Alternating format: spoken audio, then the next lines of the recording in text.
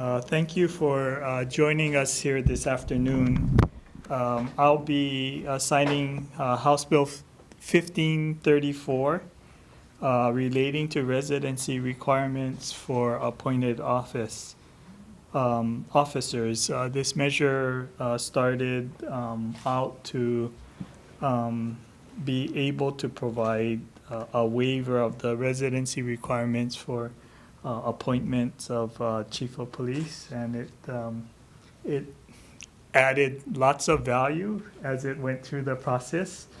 And it was also modified to address the eligibility of Hawaii residents from the Compact of Free Association and their ability and status to serve on boards and commissions such as the Civil Rights Commission.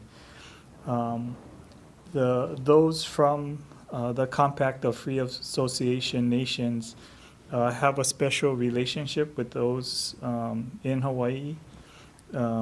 They may work and establish residency in the U.S., but they do not have a pathway to U.S. citizenship. And these residents from Micronesia certainly would benefit from this measure because it is our effort to ensure that they can participate in boards and commissions and employment for that matter on behalf of the state. And with that, I'd like to introduce the director of our Department of Labor and Industrial Relations, Linda Takayama, to say a few words. Thank you, Governor. We very much appreciate the opportunity you've given us by agreeing to sign this bill, because while you have said that the residents of Micronesia will benefit from being able to serve on our boards and commissions, I think we in Hawaii probably will benefit from their participation just as much, if not more. And so we really appreciate the opportunity. And there are some folks here who have a special interest in this particular bill. And with your indulgence, I'd like to ask Bill Hoshijo, who is the head of the Hawaii Civil Rights Commission, to come up and talk about some of those very special folks in the audience today. Thanks, Bill. Thank you, Linda. Thank you, Governor. I think this is really an important measure and soon-to-be act because it recognizes a special relationship that we have with the nations, the Compact of Free Association nations, and their citizens who are our fellow residents of Hawaii.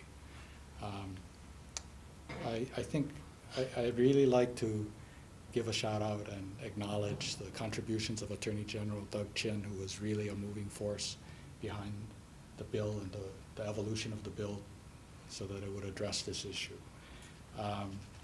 And one of the things that we had talked about was that there are leaders from our COFA nation communities who are willing to serve, and there's no real reason, no good policy reason for them not to serve. And we have two of them here today who've expressed their interest in serving. Jojo Peter, who was nominated by the governor to sit on the Hawaii Civil Rights Commission, and Tina Takeshi, who was a member of the Office of Language Access Advisory Committee.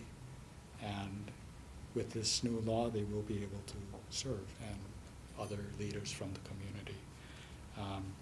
And I think it's probably appropriate at this time to recognize that the bill was really born from community support, and there were some community advocacy groups that played an important role: the Japanese American Citizens League, the American Civil Liberties Union, the Medical Legal Partnership for Children, and We Are Oceania, which is a new advocacy group that is playing an important role.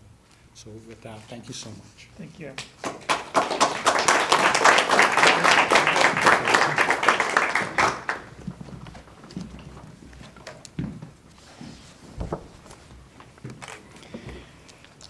So House Bill 1534, a bill for an act relating to residence requirements for appointed officers.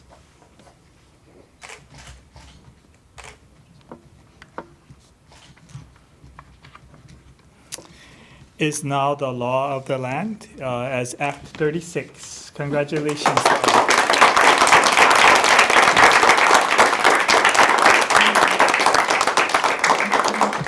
Okay, if the three of you can just stay right there, we'll take a quick photo and then do a couple more.